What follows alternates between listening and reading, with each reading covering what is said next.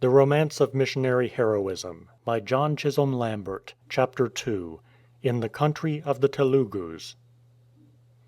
Apart from the Tibeto-Burman tribes scattered along the skirts of the Himalayas, the people of India are commonly divided by ethnologists into three great race groups: the Aborigines, often called the Kolarians, the Dravidians, and the Aryans. The Aborigines are now found chiefly in the jungles and mountains of the central provinces, into which they were driven at a very early period by the Dravidians, the first invaders of India. Mr. Kipling, who has done so much to make India more intelligible to the English, has not forgotten to give us pictures of the aboriginal peoples. Those who are familiar with his fascinating Jungle books will remember the story of the King's Ankus, and the weird figure of the little gaunt hunter who shot the villager with his feathered arrow for the sake of the jeweled Ankus, and afterwards was found by Mowgli and Bagheera lying in the forest, beaten to death with bamboo rods by a band of thieves who lusted after the same fatal prize. In The Tomb of His Ancestors, again, we have a vivid sketch of the mountain Beals, whose combination of superstition, courage, and loyalty reminds us of the Scottish Highlanders in the days of Prince Charlie. These aborigines of the hills were long neglected by the Church, but much is now being done on their behalf. Dr. Shepherd, for example, a Scotch medical missionary, has carried both the gospel and the healing powers of modern science into the wild country of the Beals of Rajputana, and can tell tales of his experiences among them as striking and thrilling as any that have come from the pen of Rudyard Kipling. The Dravidians, who first overran India and drove the earlier inhabitants into the hills, were afterwards themselves supplanted to a large extent by the more powerful Aryans. These Aryans were members of that same original stock to which the nations of Europe trace their origin, for while one section of the race moved southwards upon India through the Himalayas from the great plains of Central Asia, another flowed to the west and took possession of Europe. By the Aryan invasion of India the Dravidians were pushed for the most part into the southern portion of the vast peninsula, where they have formed ever since a numerous and powerful group. 5 Dravidian peoples are usually distinguished, the Tamils and the Telugus being the most important of the 5. It is of work among the Telugus that we are to speak in the present chapter. The country of the Telugus stretches northwards from Madras for some 500 miles along the shores of the Bay of Bengal, while to the west it extends about halfway across the peninsula, and so includes large parts not only of the Presidency of Madras, but of the Kingdom of Mysore and the dominions of the Nizam of Hyderabad. It is a region which attracts those who go to India for sport and adventure, for its jungles still abound in tigers and other wild animals. From the point of view of Christian missions it has this special interest, that there is no part of all Hindustan where the gospel has been preached with more marked success, or where the people have been gathered more rapidly into the Christian Church. One of the most enterprising of modern Indian missionaries is Dr. Jacob Chamberlain, of the American Reformed Church, who began his labors as a medical evangelist to the Telugus more than 40 years ago. He is the author of 2 books, The Cobra's Den and In the Tiger Jungle, which give graphic sketches of his experiences in city and village and jungle, on horseback and in bullock cart, in the surgery with operating knife in hand, and at the busy fair when a crowd has gathered round and the knife that cures the body has been exchanged for the book that saves the soul. Taking these 2 delightful volumes as our authorities, we shall first glance at Dr. Chamberlain in the midst of his medical and surgical work, and see how effective such work becomes in opening the way for Christian teaching. Then we shall follow him on one of his longer evangelistic tours through the Telugu country. All morning, ever since sunrise, the doctor has been busy with the patients who have come from far and near to be treated or prescribed for, until about 100 persons are gathered in front of the little dispensary. The heat of the day is now coming on, but before dismissing them and distributing the medicines they have waited for, he takes down his Telugu Bible, reads and explains a chapter, and then kneels to ask a blessing upon all who have need of healing. It is now breakfast time, and after several hours of hard work the doctor is quite ready for a good meal. But just as he is about to go home for the purpose, he hears the familiar chant used by the natives when carrying a heavy burden, and looking out sees 4 men approaching, 2 in front and 2 behind, with a long bamboo pole on their shoulders, and a blanket slung on it in hammock fashion with a sick man inside. Behind this primitive ambulance 2 men are walking, one leading the other by the hand. In a few minutes the sick man is laid on his blanket on the floor of the veranda, and the little company have told their tale. They have come from a village 2 days' journey off. They have heard of the foreign doctor that he can work wonderful cures. The young man in the blanket is dying. The old man led by the hand is his uncle, who has recently grown blind. Their friends have brought them to the Doctor Padre to see if he can make them well. On examination, Dr. Chamberlain finds that the young man's case is almost hopeless, but that there is just a chance of saving him by a serious surgical operation, and this he performs the same afternoon. At first the patient seems to be sinking under the shock, but he rallies by and gradually comes back to health and strength again. The old man's blindness is a simpler case. An easy operation and careful treatment are all that are required. And so, when uncle and nephew have been in the hospital for a few weeks, the doctor is able to send them back to their village, the young man walking on his own feet, and the old man no longer needing to be led by the hand. But here the story does not end. Every day while in hospital, the 2 patients had heard the doctor read a chapter from the Gospel and make its meaning plain. And when the time for leaving came, they begged for a copy of the history of Yesu Christu, the divine Guru, so that they might let all their neighbors know of the glad news they had heard. They acknowledged that they could not read, for they were poor weavers who had never been to school. "But when the cloth merchant comes to buy our webs," they said, "we will gather the villagers, and put the book into his hand, and say, 'Read us this book, and then we will talk business.' And when the tax gatherer comes, we will say, 'Read us this book, and then we will settle our taxes.' Let us have the book therefore, for we want all our village to know about the divine Guru, Yesu Christu." They got the book and went away, and for 3 years Dr. Chamberlain heard nothing of them. But at last, on a wide preaching tour, he met them again.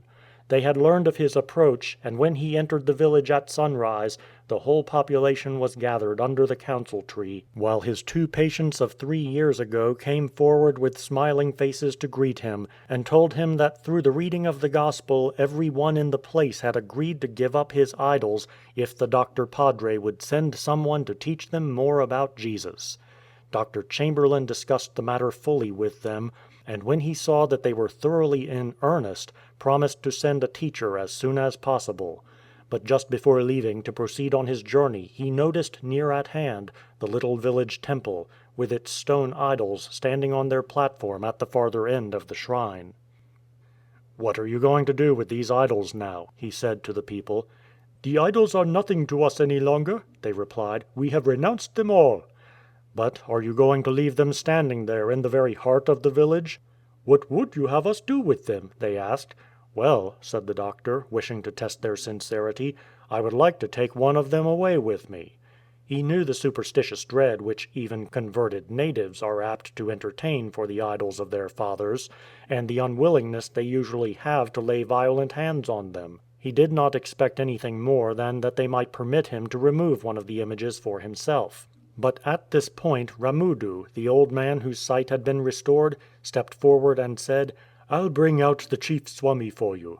And going into the shrine, he took the biggest idol from the plaster with which it was fastened to the stone platform, and then handed it to the doctor, saying as he did so something like this: "Well, old fellow, be off with you. We and our ancestors for 1,000 years have feared and worshipped you. Now we have found a better God, and are done with you. Be off with you, and a good riddance to us. Jesus is now our God and Saviour."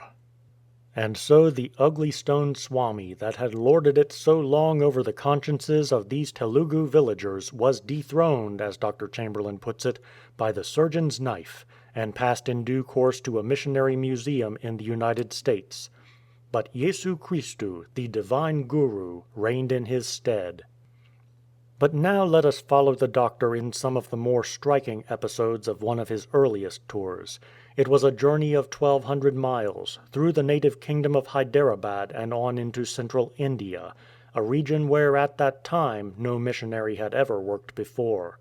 He rode all the way on a sturdy native pony, but was accompanied by 4 Indian assistants, with 2 bullock carts full of Gospels and other Christian literature, which he hoped to sell to the people at low prices.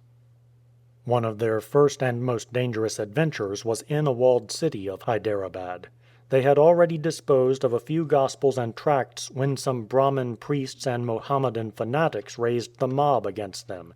It was done in this way. A number of the Gospels were bound in cloth boards of a buff color. The Mohammedan zealots spread a rumor that these books were bound in pigskin, a thing which no true disciple of Mohammed will touch. The Brahmins, on the other hand, told their followers that these yellow boards were made of calfskin, and to a Hindu the cow is a sacred animal. The crowd got thoroughly excited, and soon Dr. Chamberlain and his 4 helpers were standing in the marketplace with their backs to a wall, while a howling multitude surged in front, many of whom had already begun to tear up the cobblestones with which the street was paved in order to stone the intruders to death. The doctor saved the situation by getting permission to tell a wonderful story. Nothing catches an Indian crowd like the promise of a story. Their curiosity was aroused from the first, and soon their hearts were touched as they listened to a simple and graphic description of the death of Jesus on the cross. The stones dropped from the hands that clutched them, tears stood in many eyes, and when the speaker had finished, every copy of the Gospels which had been brought into the city from the little camp without the walls was eagerly bought up by priests as well as people. But dangers of this sort were rare. For the most part, both in town and country, the white traveller was welcomed courteously, and gladly listened to as he stood in the busy market-place or sat beside the village elders on the stone seat beneath the council tree and explained the purpose of his coming. Dangers of another kind, however, were common enough, and Dr. Chamberlain tells of some narrow escapes from serpents, tigers, and the other perils of the Indian jungle. They were passing through the great teak forest, where the trees towered 150 feet above their heads, when they came in sight one day of a large village in a forest clearing. As they drew near, the elders of the place came out to salute them. The doctor asked if they could give him a suitable place to pitch his tent, but they did better than that, for they gave him the free use of a newly erected shed. Somewhat tired out with a long forenoon's march, Dr. Chamberlain lay down to rest his limbs, and took up his Greek Testament meanwhile to read a chapter, holding the book over his face as he lay stretched out on his back. By and by he let his arm fall, and suddenly became aware that a huge serpent was coiled on one of the bamboo rafters just above him, and that it had gradually been letting itself down until some 4 feet of its body were hanging directly over his head, while its tongue was already forked out, a sure sign that it was just about to strike. He says that when studying the anatomy of the human frame, he had sometimes wondered whether a person lying on his back could jump sideways without first erecting himself, and that he discovered on this occasion that, with a proper incentive, the thing could be done. Bounding from his dangerous position, he ran to the door of the shed and took from the bullock cart which was standing there a huge iron spit 5 or 6 feet long, which was made for roasting meat in a jungle camp. With this as a spear, he attacked the serpent, and was successful at his first thrust in pinning it to the rafter around which it was coiled. Holding the spit firmly in its place to prevent the struggling animal from shaking it out, though he ran the utmost risk of being struck as it shot out its fanged mouth in its efforts to reach his hand, he called loudly to his servant to bring him a bamboo cane. The cane was quickly brought, and then, still holding the spit in position with one hand, he beat the brute about the head till life was extinct. When quite sure that it was dead, he drew the spit out of the rafter and held it at arm's length, on a level with his shoulder, the transfixed reptile hanging from it. He found that both the head and the tail touched the ground, thus showing that the serpent was not less than 10 feet long. Just at that moment the village watchman looked in at the door and then passed on quickly into the village. And immediately it flashed into the doctor's mind that he had got himself into trouble, for he knew that these people worship serpents as gods. They never dare to kill one, and if they see a stranger trying to do so, will intercede for its life. He was still considering what to do when he saw the chief men of the village advancing, and noticed to his surprise that they were carrying brass trays in their hands covered with sweetmeats, coconuts, and limes. His surprise was greater still when, as they reached the doorway in which he stood to meet them, they bowed down before him to the ground and presented their simple offerings, hailing him at the same time as the deliverer of their village. That deadly serpent, they told him, had been the terror of the place for several years. It had killed a child and several of their cattle, but they had never ventured to attack it, for they knew that if any of them did so, he would be accursed. The kindred of the dead serpent would wage war upon that man and his family until every one of them was exterminated. But their visitor had killed it without their knowledge or consent, and so they were freed from the pest of their lives, and at the same time were absolutely guiltless of its blood. Their gratitude knew no bounds. They pressed upon the doctor the fattest sheep in their flocks. They sent the village crier with his tom-tom all round the place to summon the people to come and hear the words of the serpent destroyer. And when Dr. Chamberlain seized the opportunity to speak to them about that old serpent called the devil, and one who came to bruise the serpent's head, they listened to him as he had rarely been listened to before. While serpents were, and still are, the most frequent danger of the traveler in the jungle, tigers were very numerous in the Telugu country 40 years ago. Dr. Chamberlain has stories to tell both of the striped tiger, the royal tiger as it is commonly called, and the smaller spotted variety, which is marked like a leopard but has a tiger's claws and cannot climb trees as a leopard can. On one occasion, when all alone and unarmed, he met a spotted tiger face to face on a narrow mountain path, but succeeded in putting the beast to flight by suddenly opening his big white umbrella and letting out a red Indian war whoop which he had learned when a boy from a tribe of American Indians in Michigan. An experience with a tiger of the larger sort, however, though less dramatic, was probably a good deal more dangerous. It was about 3 weeks after their narrow escape from stoning in that walled city of Hyderabad, and they were still in the territories of the Nizam, but about 100 miles farther north and in the midst of hill and jungle. The native assistants with the servants and bullock carts had made an earlier start, and the doctor was riding on to overtake them when he noticed in the path, and side by side with the fresh cart tracks, the footprints of a huge tiger and its cub. He had been warned before plunging into the forest that 7 people had recently been killed in this very neighborhood by man-eating tigers, and it seemed evident that this tiger was following the carts with murderous intent. It is not the way of a tiger to attack a group of travelers. It watches and waits until one of them falls behind or gets detached from the rest, and then it makes its spring. Dr. Chamberlain realized the situation at once. The little caravan was safe so long as all kept close together, but if any one lagged behind the others, or stopped to quench his thirst at the wayside stream, the tiger would be on him in a moment. Pulling out a loaded 14-inch Navy revolver, the only weapon he carried with him in his expeditions through the jungle, and dashing his spurs into his pony, he galloped on through the forest to warn those ahead. As he flew onwards his eye was on the path, and always he saw the cart tracks and the footprints of the tiger side by side. A deadly fear took hold of him that he might be too late. But suddenly there came a turn in the road, and there, not far in front, were the 2 carts and their attendants moving slowly and peacefully forward. And now the doctor noticed that the tiger tracks were gone. He had seen them last at the very corner round which the carts came into sight. Hearing the sharp tattoo of the pony's hoofs coming up behind, the tiger must have leaped into the bushes at that very point. Probably it was only a few feet from the horseman as he whisked past. But either his sudden appearance on his galloping steed gave it a fright, or else his motion was too rapid to offer the chance of a successful spring. Not the least of the difficulties of travel in the wild parts of India is caused by the tropical floods. On one occasion Dr. Chamberlain and his little band were swept bodily down a river, usually fordable, but swollen now by recent rains. For a moment or two the doctor and his pony were submerged, but ultimately the whole company managed to swim or scramble safely to the opposite bank. But it was a flood on the great Godavari River and its affluents that caused the worst predicament of all. By that time they had reached the extreme point of the expedition, up among the mountain Gonds, and had turned to the southeast to make the return journey by a different route.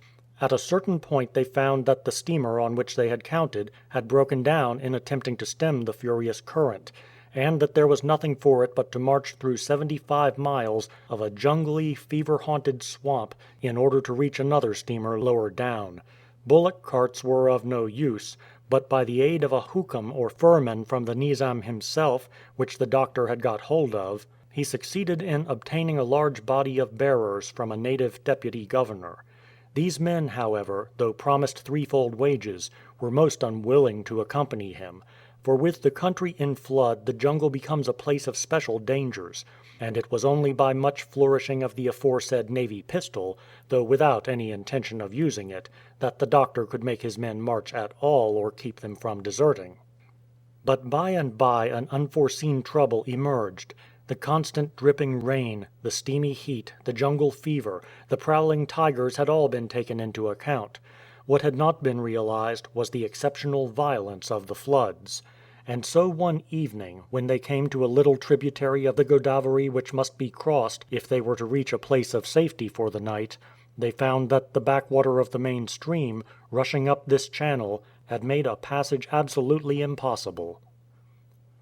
For a time they were almost at their wits' end, for it would have been almost as much as their lives were worth to spend the night in the midst of the swamp, and it was too late now to get back to the place from which they had started that morning. But guidance came in answer to prayer. Dr. Chamberlain tells us that all at once he seemed to hear a voice saying, "Turn to the left to the Godavari, and you will find rescue."